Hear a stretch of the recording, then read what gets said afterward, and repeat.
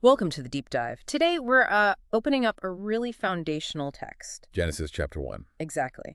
And our plan is to really unpack this specific creation account. Yeah, directly from the source, looking at how it describes the world coming into being sort of step by step or day by day. Right. So, okay, where does it begin? The text mentions God creating heavens and earth, but then immediately describes the earth itself. It does. It says the earth was formless and empty. Formless and empty. What does that really suggest? Like nothingness? Well, not necessarily absolute nothing. The Hebrew tohu abohu, it sort of implies a state of being unorganized. Think chaos, maybe potential. Like raw material, unshaped? Exactly. It's there, but it needs structure, needs life. And it mentions darkness. Specifically, darkness was over the surface of the deep. So you've got water, darkness, this unformed state. But something else is present too, right? Yes, crucially, the Spirit of God hovering over the waters. So even in that initial chaos, there's this divine presence, an active element. Okay, so from that starting point, the first act, It's speech, God speaks. let there be light. And the text says, light appears. Just like that. And immediately, there's a separation. Yes. God separates light from darkness, gives them names even. Day and night. Right. And that marks the end of the first day. It's the most basic ordering principle time distinction. Taking the chaos and making the first fundamental distinction. Precisely. Setting a pattern. And that pattern of separating and structuring, it carries right into day two. It does. The next move is structuring the watery chaos itself. God commands an expanse. An expanse within the waters. Yeah, to separate water from water. So water under this expanse and water above it. That's what the text describes. This expanse, rakia in Hebrew, it's often pictured in ancient thought as, well, maybe a firm barrier holding back the upper waters. Like a dome. Something like that, yeah. And the text names it sky. So we're getting a cosmic structure. Waters below, the earth which isn't quite formed yet, then the sky, then more waters above. That's the picture it paints. Building the framework. Okay, framework established. Day three then focuses on, well, making a place to stand. Making it habitable, exactly. God commands the waters under the sky to gather. Into one place. And then let dry ground appear. And the text says, and it was so. The emergence of land. And again, naming follows. The dry ground is called land. The gathered waters, seas. And we get that first evaluation. And God saw that it was good. Establishing the basic physical geography. Land and sea, distinct now. But day three isn't done there, is it? No, there's more. The command then goes to the land. To produce vegetation. Yes, specifically seed-bearing plants and trees on the land that bear fruit with seed in it, according to their various kinds. According to their various kinds, that phrase seems important. It is. It suggests inherent categories, reproducibility, and again, and it was so. And the evaluation. Also repeated, God saw that it was good. So day three gives us land, seas, and basic plant life all set up. Right, it's a definite progression.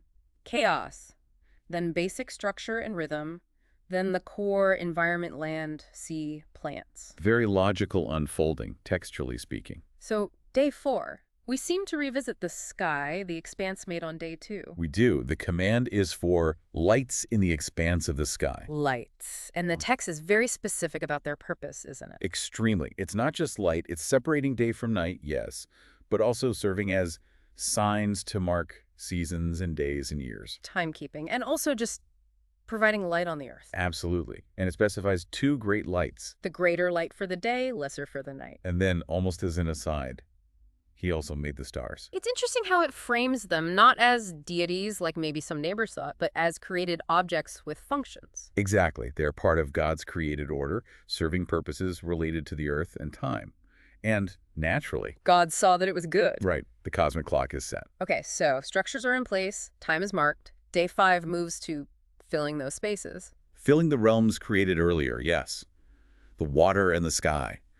God commands the water to teem with living creatures. Team. That sounds abundant. It does. Oh. And also for birds to fly above the earth across the expanse of the sky. So populating the seas in the air. And the text details this. Great creatures of the sea, every living and moving thing in the water, every winged bird. And that phrase again? According to their kinds. Yes, it's used for the water creatures and the birds too, reinforcing that idea of distinct categories of life. And here we get the first blessing directed at creatures. We do, a command, really. Be fruitful and increase in number, and fill the water in the seas, and let the birds increase on the earth. So they're empowered to multiply and fill their domains. It seems so. And of course, the assessment, God saw that it was good. Which brings us to the final day of creation described here, day 6. The focus shifts back to the land. Back to the land realm from day 3. The command is now for the land to produce creatures. What kinds? Living creatures according to their kinds. Livestock, creatures that move along the ground, and wild animals, each according to its kind. Livestock, creeping things, wild animals, again, according to their kinds. Yes, the land animals appear, fitting into these categories. And after this stage, God saw that it was good. but day 6 has, well, a climax. Something different happens. How so? The language changes. It's not just a command to the earth. It's like a divine deliberation. Let us make man in our image, in our likeness. Let us. That's interesting. And in our image, in our likeness. That sounds unique compared to the animals. It's presented as very distinct. Yeah. And notice, their purpose is stated before they're even made. Which is? To rule over the fish, the birds, the livestock, basically over all the earth and the other creatures. A specific role is assigned right away. And the text really highlights this unique creation moment. It says, "So God created man in his own image.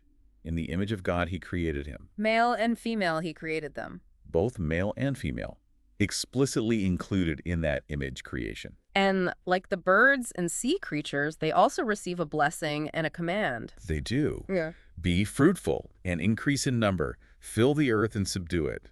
And then it reiterates the ruling part.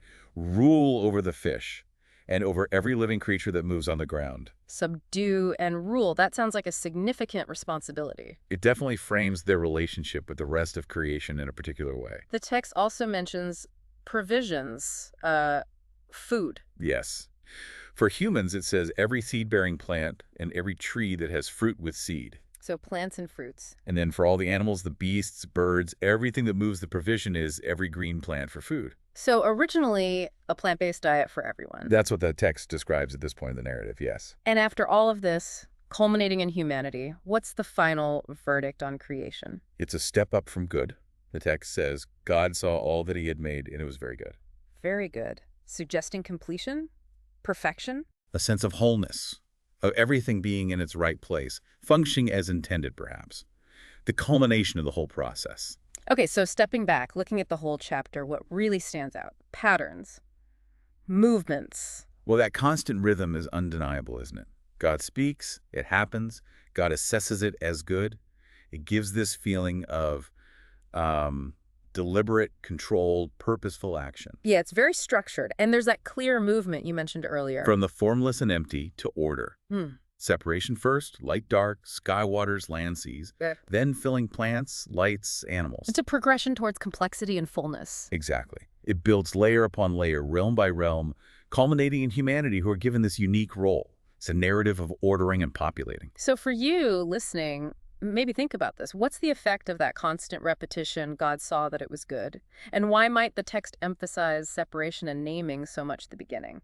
Yeah, good questions. We've sort of walked through the narrative of Genesis 1 as it's written, from that initial unformed state through the separation of realms, the creation of lights and vegetation, the populating of sea, sky, and land, and finally, humanity created in God's image. All leading to that final declaration. Very good. So here's something to maybe mull over, based on where the text leaves us. We saw humanity created last, described as being in God's image, and explicitly told to rule or have dominion. What might this specific placement and description suggest about humanity's intended relationship with, or perhaps responsibility towards, the rest of the created world as presented in this chapter? It's a question that flows directly from the structure and language of the text itself, something to consider.